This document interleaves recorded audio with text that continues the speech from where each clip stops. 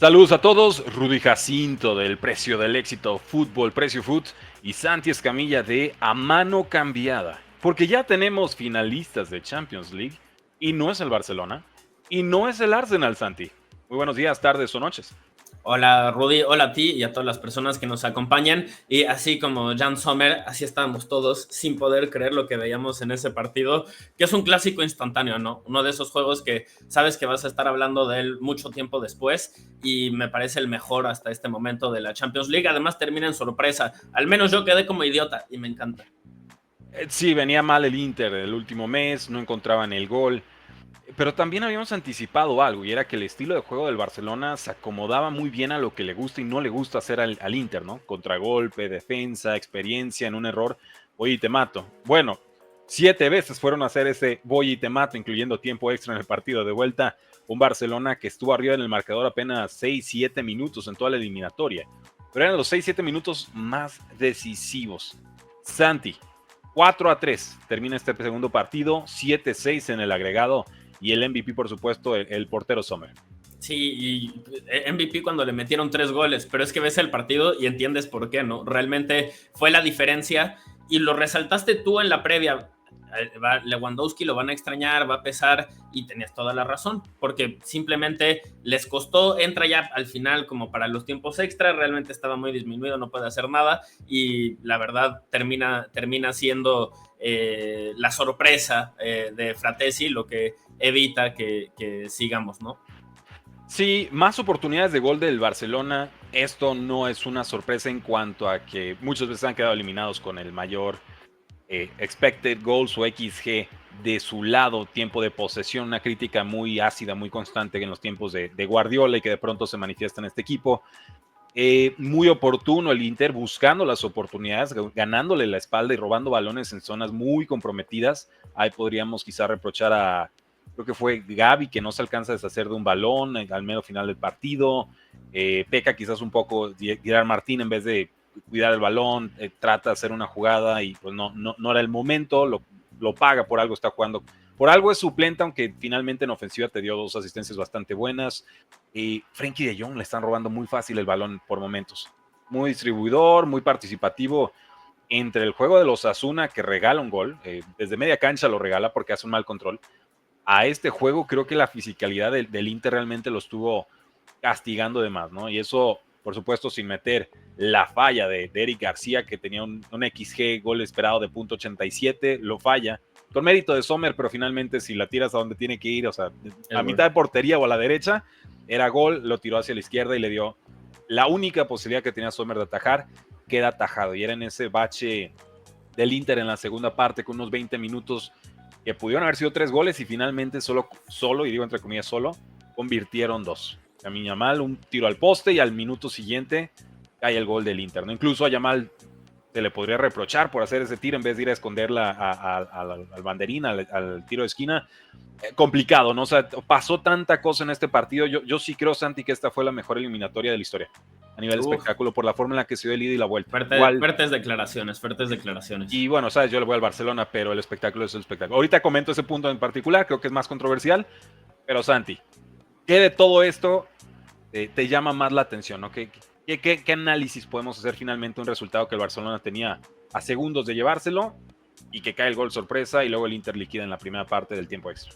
Pues que realmente es la defensa de Barcelona la que le termina costando y la dependencia de un jugador de 17 años, que en este partido no fue tan efectivo como en el de ida, no tuvo loca a la defensiva todo el tiempo y tuvo equivocaciones en toma de decisiones, de repente había momentos en los cuales metían pases que eran sin ton ni son, perdió demasiados balones, pero igual fue el más peligroso del equipo, así que no le puedes reprochar demasiado porque tiene 17 años y ya está marcando diferencias a ese nivel. El problema es que no hubo otro que levantara la mano. Ferran Torres tuvo uno de los peores partidos de la temporada en este juego y eso les termina pesando, pero igual metiste 3 goles, o sea, con todo eso, la ofensiva generó, atacó, hizo bien las cosas. El problema es atrás. El problema es Cubarsí, es Ronald Araujo, es Martín en defensa. Ese gol en el cual todos se vuelven locos con Araujo porque le ganaron la posesión en el área chica. Tuvo 2 oportunidades Martín de evitar el centro. antes de que le ganaran a Araujo. Así que es una falla de todo el esquema defensivo. Yo creo que eso es lo que le termina costando al Barcelona. Pero esto no es un fracaso. Yo no lo veo como un fracaso con respecto a las expectativas que tenían antes de la temporada y lo que consiguieron. Hubiera sido la primera final en 10 años. El hecho de que se hayan acercado tanto es testamento a que van en buena forma, van a conseguir por lo menos el doblete, uno espera. Cabeza en alto, porque no es que sea una victoria moral ni nada por el estilo, es tomar en cuenta el contexto del equipo y entender que hicieron bastante bien las cosas. Claro, y para cerrar observaciones del lado del Barcelona y pasar al ganador, porque sé que aquí la noticia no es solo que pasó el Inter, sino que el Barcelona se quedó sin triplete, ¿no? Ya, Lamine Yamal se toma muy personal esta derrota y dice, hey, le vamos a dar una Champions al Barcelona. No dio fecha, evidentemente, pero las que ha prometido las ha cumplido hasta ahora, a sus escasos años. Cuidado con eso, creo que este juego va a servirle a él y a todo el equipo para maduración. Diría una escuadra a la cual se le vieron las limitaciones en cuanto a su construcción. Este no era un equipo para pelear triplete en cuanto a la profundidad, a la banca, a la rotación. Vamos, tenías a Ronald Araujo, ya se estaba prácticamente fuera del equipo y se queda en enero porque así se lo pide el Barcelona. Y llegan a un acuerdo y entonces ya seguramente en este verano se irá. Venía una lesión y él no iba a ser titular. Había otro chavo de 17 años en central, Marc Bernal. Se lastima por ahí el juego 3, juego 4 y se acabó el plan, ¿no? Después de una muy buena pretemporada ya tenía el puesto titular. Yo no sé, quizá si el Barcelona o Flick hubiera confiado en Christensen más que en Ronald Araujo, que pareció la insistencia en las últimas semanas, con resultados bastante pobres, si hubiera aguantado mejor el resultado, ¿no? Entonces, entender que más allá de bueno, agregado a que la escuadra no tenía esa profundidad, se acaba de lastimar Koundé, se le acaba de lastimar Valde, entra Lewandowski, yo no, irreconocible, llegaba tarde y mal, y no, o sea, simplemente llegó a trotar porque no estaba, no tuvo que haber entrado.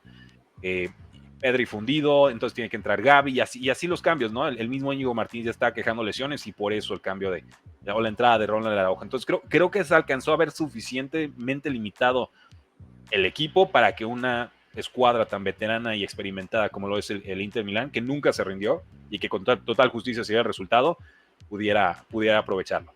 De acuerdo en todo. De acuerdo en todos los apuntes del Barcelona. Y pasando a Inter, creo que es un equipo que venía menos en la Serie A, pero eso quiere decir que también los eliminaron en la Copa Italia, pues se pudieron enfocar nada más en la Champions, o van a poder hacerlo a partir de ahora.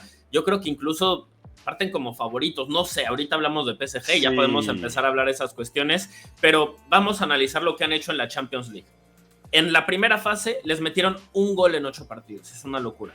Después avanzan, le ganan a Feyenoord, le ganan a Bayern Múnich, que ¿dónde va a ser la final? Precisamente ahí. Y fueron la piedra en el camino que no permitió que jugaran la final como locales. Y después, además, eliminan al Barcelona, que es el mejor equipo blaugrana de los últimos 10 años, ¿no? No es poca cosa lo que ha conseguido el Inter hasta este momento. También son mucho más veteranos. Yo creo que ellos sí tenían un poco más de profundidad de banquillo, pero lo dijeron en la transmisión, el promedio de edad era de casi 30 años para el Inter y para Barça era de 25. Pues también al Inter le terminó pesando eso un poco al final de la temporada, no solo ahora en el alargue que consiguen el resultado, pero sí te das cuenta de que tampoco les da para competir por el triplete como era el objetivo, e Inzaghi lo estuvo mencionando durante toda la temporada. Se quedaron probablemente sin la Serie A. Yo creo que ya se quedaron rezagados con respecto a Napoli. Ya fueron eliminados de la Copa Italia, a ver qué consiguen ahora en la Champions League, pero cuando les sale el plan, la verdad es que no hay quien los pare. Y seamos muy claros, esta es la segunda final del Inter en los últimos 3 años. También. Y llevaron al límite al Manchester City con bastante más recursos, Pep Guardiola y demás. Entonces, esto no es accidental. Finalmente alguien tenía que ganar, alguien tenía que perder. Cayeron 13 goles, ¿no? Y uno fue en contra del Barcelona en los últimos segundos.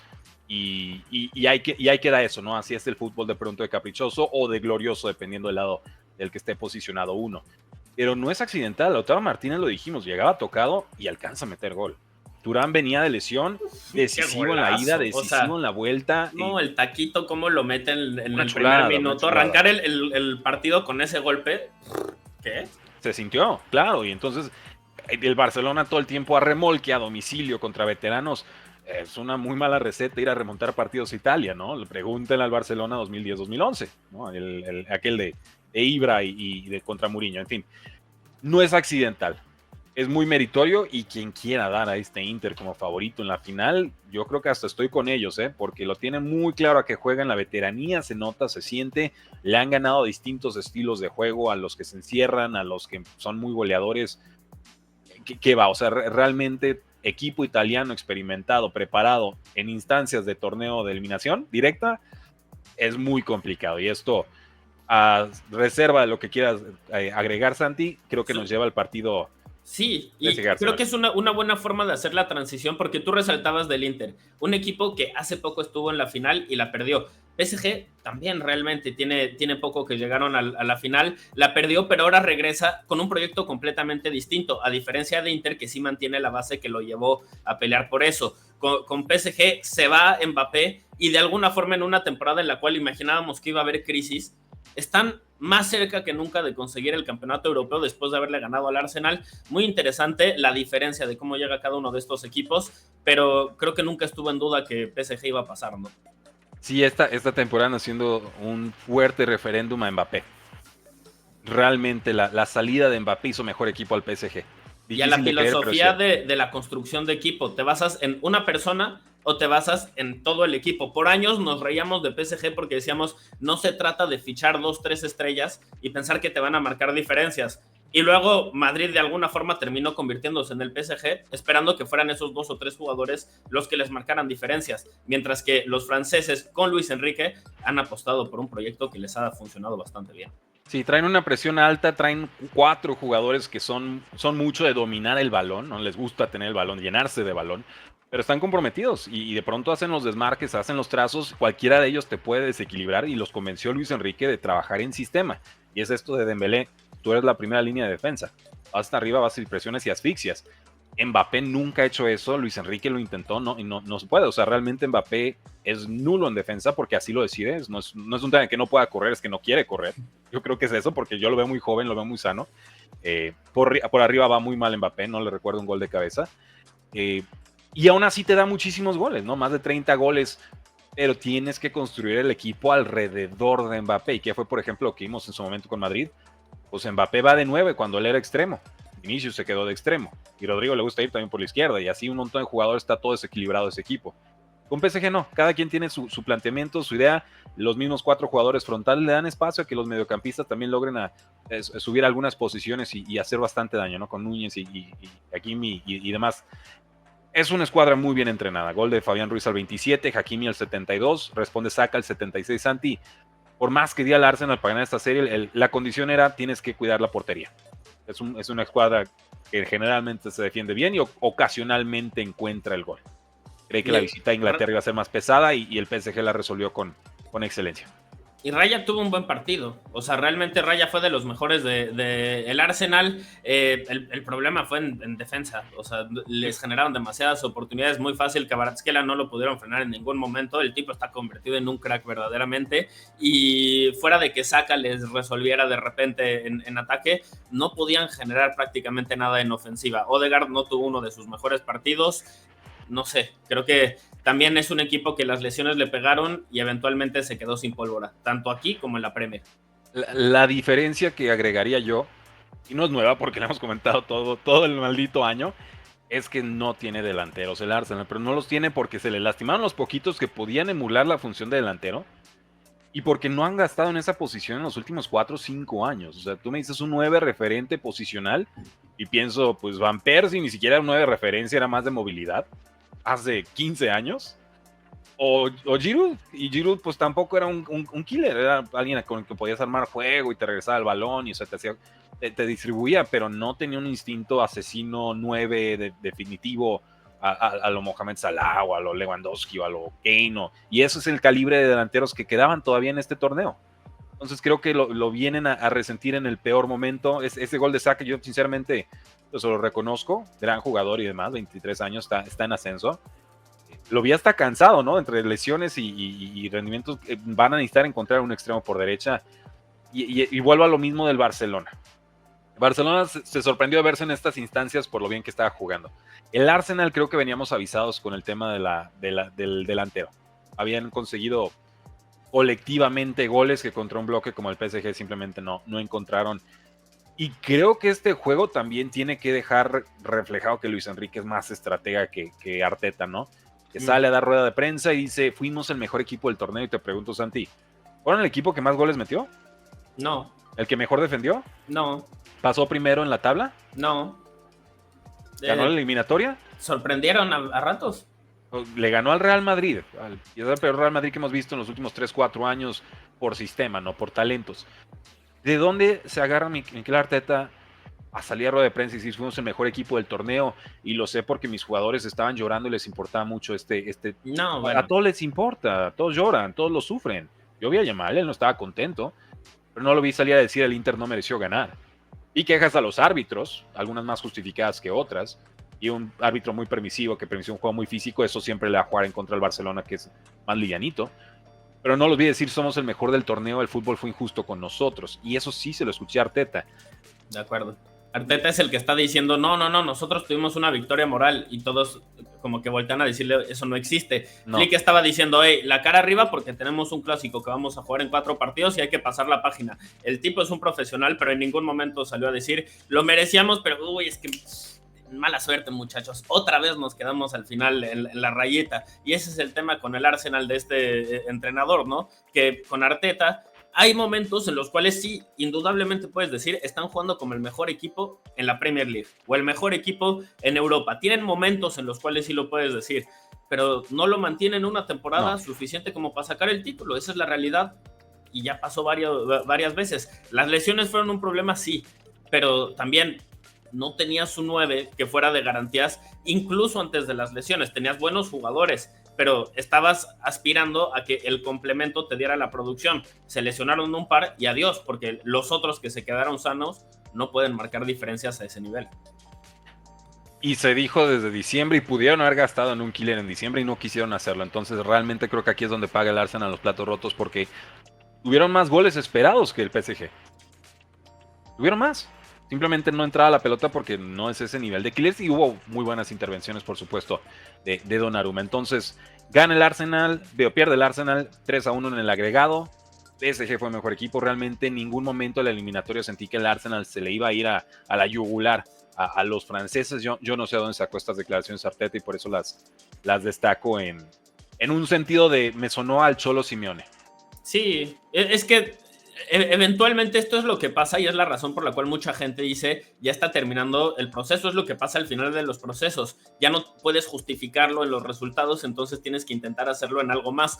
Yo entiendo, se lesionó Gabriel Jesús, que era probablemente el plan principal, se lesionó Kai Havertz también, que estaba jugando muy bien, pero ninguno de esos es lo que hemos descrito varias veces que le hace falta al Arsenal, que es un killer verdaderamente. Gabriel Jesús es muy bueno, no es un killer, perdón, nunca lo ha sido y es la razón por la cual está en otro equipo de Inglaterra y no sigue en el City, y nunca ha sido lo que esperaba el Arsenal desde que lo contrató. Y realmente pues esas son las dos excusas. Los otros equipos también tienen lesiones. Eventualmente cuando te quedas sin respuestas, buscas saber al que se supone que las debería de tener, y cuando te dice no, tranquilo, es que lo hicimos bien, pero tú viste que no, pues empiezas a cuestionar.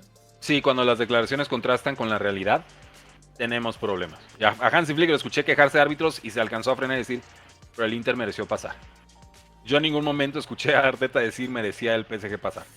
No me llegó esa declaración, me llegó la otra de somos muy grandes y sigan confiando en mí. Eso es, cuando dices confíen en mí, es que pues ya están perdiendo la confianza en ti, ¿no? Viene junto con pegado. Y así, Santi, merecido. Inter Milán contra el PSG, choque de estilos, grandes estrategas, veterano contra jóvenes, trae muchas narrativas. Quizás no va a ser el más mediático, estoy seguro que en Inglaterra un Arsenal-Barcelona hubiera quizás vendido más, pero esto es fútbol y el fútbol define quién avanza y quién no avanza. Va a ser una super final. A mí se me hace muy interesante. Son dos equipos que la última vez que llegaron a la final la perdieron. Y además se me hace muy interesante cómo están chocando dos tendencias en el fútbol moderno, ¿no? Tenemos a los super equipos, que son equipos que tienen mucha historia, como Inter, como Madrid, como Barcelona, etcétera, etcétera, que son como de la vieja escuela. Exactamente. Sí.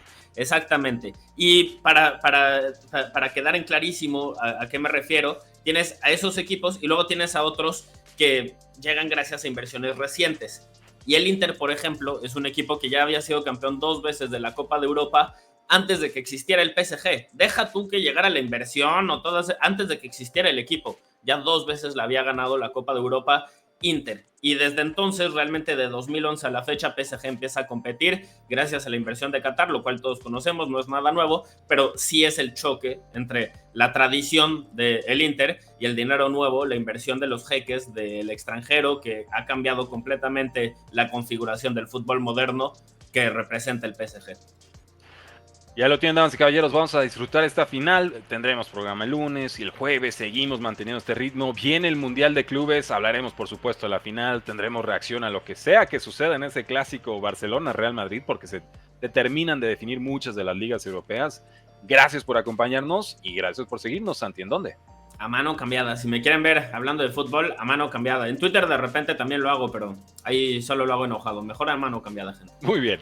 Sí, yo en Twitter, que lo poquito que comento, porque ya no comento en Twitter, nunca va a ser X para mí.